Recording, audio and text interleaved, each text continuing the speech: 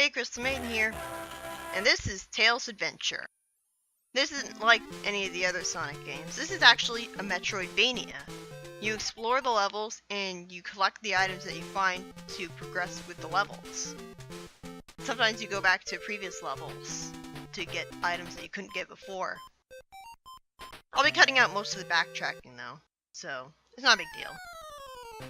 So, the plot of this game, well, it depends on which version of the game you have. I'm gonna go with the Japanese version since it's the original, so why isn't it canon, you know? The American story could be a mistranslation. Anyways, the story of this game is that this is a prequel to the rest of the Sonic series, and it takes place on Coco Island, where Tails was born. Or maybe his parents abandoned him there, I don't know. And the Grand Cuckoo Army attacks, and they're looking for the Chaos Emeralds. So Tails decides to stop them. It's called Tails Adventures in the title screen, but everything else calls it Tails Adventure. And Tails Adventures was the Japanese name of this game. But they didn't bother to change the title screen. Cause see, Japanese doesn't have plurals, so it's kinda easy to make that mistake. Well, it has plurals, but it doesn't mark them. And as you can see, I'm playing this on the Sonic Gems collection. Which means that, well, in the normal Tails Adventure game, especially on the Game Gear, you had no way of saving your game. You had to memorize a password if you wanted to return to your save file after turning the game off. Because the Game Gear did not have a save system of any kind. Which was stupid, because it was competing with the Game Boy, which did have a save system. And it's an 8-bit system, but like the NES had an 8-bit system and it could save. But anyways, in the Gems collection version, you can essentially make a save state at any time you want. And I took full advantage of that. Although, this isn't a game that requires you to save state and load states very much. Like, this game doesn't have any live system at all. So, like, you get a game over in this game by running out of health. And it's not really a big deal to get a game over in this game because then you can just, like, it brings you back to the title screen and then you just choose continue. And then you'll be brought to the continue password screen with the password you need already inputted. And then you can just hit start and resume your file. As long as you don't turn the game off, dying is fine. In fact, sometimes it's faster to just kill yourself and get a game over to return to the map screen than to backtrack through the entire level. But anyways, this is Tails Adventure. As you can see, this isn't exactly a fast-paced platformer. You're flying through the level and you're collecting items. And I don't mind that it's slow because it's the perfect speed for the kind of game this is. You're exploring all of the levels. And if you're moving fast, then you'd be a lot more frustrated with the fact that the level design would not be built to take advantage of it. And plus, you would be running into enemies all the time. One of the biggest complaints I have about this game is the enemies. And sometimes they have cheap placement, especially here at this point in the game, because Tails' flight meter is pathetic at this point, and so it's very easy to get hit by this enemy right here, because you can't fly high enough. Tails' flight meter gets pretty ridiculous really early on though, so it's not like it'll be constantly falling down. Tails' flight has kind of a, well, it's controlled differently than in previous games, because you jump into the air and you hold down the A button and you can start flying that way. This is the first Sonic game to ever introduce that kind of flight controls. And you can also start flying from the ground before you even start jumping by holding down the A, by holding up and A, like Sonic Chaos. And that's going to be really useful later on because sometimes you're in narrow areas where there's a really low ceiling and you can't jump. So it's good that you can start flying without having to jump first. But my first experience of this game was really embarrassing because I kept instinctively mashing the A button to keep on flying, because that's what you always do with Tales in 2D platformer. You keep mashing the A button to keep yourself flying. But when I did that, I kept on falling over and over again. And that's why the first time I played this game, I played it with an infinite flight code and an infinite health code, but that really isn't necessary, as I found out. Like, I was expecting my playthrough of this game to be me constantly dying for running out of rings, but that's not really the case. It's actually pretty hard to run out of rings and die in this game. Yeah, because the rings are actually your health meter. They're like hit points. Pretty soon you're gonna get a ridiculous amount of them, because getting a Chaos Emerald gets you 10 more of them. And you have 7 Chaos Emeralds to find. Or is it 6? It's always 6 in the Game Gear titles. Bosses in Tales of Adventure are usually a monotonous war of attrition where you just constantly throw bombs while standing there. And it's pretty much impossible not to get hit, but you'll generally end up killing them before they kill you. This is the remote robot. It's called T-Pup in the Archie comics, so that's probably what I'm going to call it. It doesn't really make sense that Tails would just randomly find a robot that apparently looks very closely to him. The sprite does a terrible job of showing that, but yeah, apparently T-Pup is supposed to resemble Tails. It doesn't make sense that he'd randomly find that. I think it's a major case of gameplay and story segregation, because in the actual story, the items, Tails just builds them. He just goes back to his workshop, and I guess in the story he finds materials for them, and he builds them in his workshop later. But in the actual game, you find items. And I'm going to be finding every single item in the game. So, oh, god damn it, I did not mean to, or did I? Yeah, sometimes it can be pretty easy to accidentally activate the remote robot by accident. But that was not one of those times.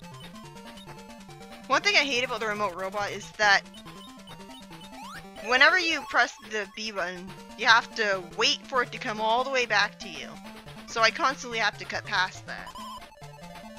The speed boots suck because, while they do make you run at an acceptable speed, you can't do anything when you have them equipped. So you mash the button and you start running with them, but you can't throw bombs when you're using them. And that's the radio, or Rido as the game calls it. Not really sure how they messed that up, but the radio is basically a sound test. Now, you only have 4 item slots in this game. So, it's really a good idea to not waste an item slot, because most of the time, you're not going to be able to afford having one of your item slots wasted on something you don't need. That's why I don't have the radio in my inventory very often.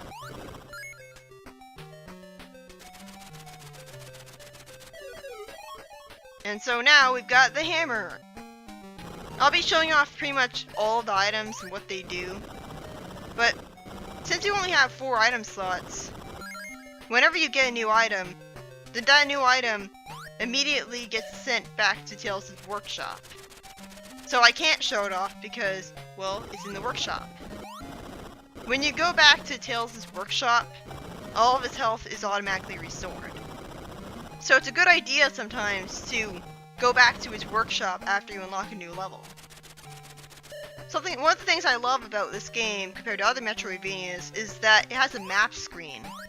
So it's not like you have to wander around the entirety of the world.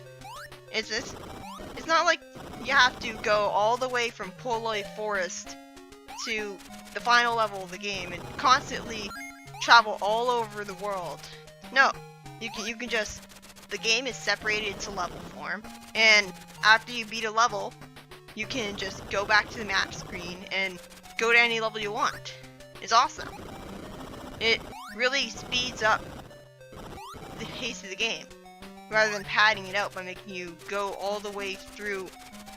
Like it would really suck if in order to return to Tails' house, you had to backtrack through all of this level, all over again.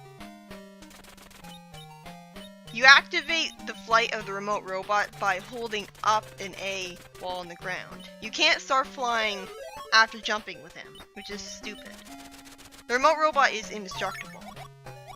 So, you never have to worry about, like, there's only one thing that will damage the remote robot and cause him to go back to you. And that's not going to be until later in the game. Yeah, that's what happens if you get a game over. It's really not a big deal getting a game over in this game, because, like I just showed, all of your save progress is right here. So, yeah, you really don't want to come to Volcanic Tunnel without the remote bomb. So I haven't talked about Poloy Forest much yet, because I was so busy talking about everything else. I love the theme that plays in Poloy Forest. Like, it's so happy-go-lucky. Like, I love the soundtrack of this game in general. Unfortunately, the soundtrack can often reuse songs that it's already used. Like, this isn't the first time that you're going to be hearing this song. And one of the major gimmicks that this game's level design has is wind. And I hate how, like, for the most part I like the concept of the wind because it forces you to not fly over everything and skip stuff. And so it forces you to platform as Tails. Which is a really good way of balancing the fact that you can fly. But unfortunately, it's really annoying how it only starts being windy after you start flying. It feels like it's insulting you, like it's taunting you. I hate these enemies. These bats are so annoying. Like, one of the most annoying things about this game to me is the enemies, because Tails is really big, and he's not very agile. Like, most of the enemies in the game are pretty agile. They're pretty good at evading your attacks, and you're forced to use projectiles to attack. Like, the biggest problem I have with this game is that you can't just jump into enemies and kill them that way. I don't know why you can't. That keeps things fast-paced and simple. That's, like, part of the reason, hell, the whole reason why they made it so that jumping into enemies killed them in Sonic 1 was because it kept the pace fast. It combined the jump button and the attack button into one simple one-button control scheme. And it kept things fast-paced and easy because you just jumped into the enemies to kill them. With Tails, in this game, you have to throw bombs and aim them at your enemies. And that means that dealing with the enemies is not always fair because Tails is not very agile and a lot bigger than most of the enemies he faces. Your bombs can very easily miss. Thankfully, enemies will drop rings when you hit them. Presumably, they're robots that are powered by ring energy. And I like it. It makes a lot more sense than enemies being powered by animals somehow. And good, we got another Chaos Emerald. And every time you get a Chaos Emerald, you get more health, which is especially good because if you're low on health, then getting a Chaos Emerald will restore all of your health back to normal. Like, no matter how many health you have, getting a Chaos Emerald restores your health to max. And not only that, but getting a Chaos Emerald increases the amount of time that you can fly. So Tails is individually taking advantage of individual Chaos Emeralds in order to increase the amount of things that he can do and increase his hardiness. And throughout the entire Sonic series, there's really not that many characters that are shown to be able to use the emeralds individually. Aside from, like, Shadow. And he's really powerful and stuff. And there's Sonic, who just did it imitating Shadow. So Tails is perfectly capable of taking advantage of Chaos Emeralds individually. So why is he incapable of having a super form again? Because that was the whole reason behind there not being a Super Tails, is that he was apparently too young. And so he wasn't able to use the emeralds properly. But yet here he is, in a prequel to the Sonic series, and he's taking advantage of them better than Sonic ever did. Oh, I remember this one, because I remember when I was going back here to get an item that you can't get right now, I clipped through the wall when I was trying to fly onto that platform because I was impatient. And there's no crushing in this game. Oh, I think it was here, maybe? But yeah, if you clip through the wall in this game, then you're stuck there. And, well, sometimes anyways. It depends on where it happens. But that glitch is how speedrunners of this game can beat it really quickly. Oh, that's cheap enemy placement. How am I supposed to not get hit there? You can also collect this item by using the remote robot, I guess. When I first played this game, it took me forever to find out that you could use the remote robot itself to collect items. It was very easy for me to forget sometimes.